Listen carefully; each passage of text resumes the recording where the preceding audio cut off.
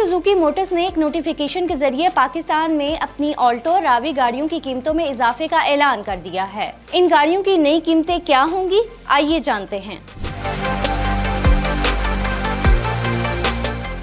Suzuki की Alto VXR MT model की गाड़ियों की कीमतों में 1,20,000 रुपए इजाफे के बाद नई कीमत 28,27,000 रुपए होगी। इस तरह ऑल्टो VXR AGS और VXL AGS की नई कीमतें बिलतरतीब 29,79,000 और 31,40,000 होंगी। इसी तरह सुजुकी रावी की कीमतों में 1 लाख रुपए के इजाफे के बाद नई कीमत 19,56,000 रुपए होगी। पाक सुजुकी के मुताबिक कीमतों में इजाफे की वजह गाड़ियों की सेफ्टी और आराम पर मबनी फीचर्स में इजाफा है। कंपनी के मुताबिक इन कीमतों में फेडरल एक्साइज टैक्स और सेल टैक्स को शामिल किया गया है, ताहम इनमें एडवांस इनकम टैक्स शामिल नहीं है।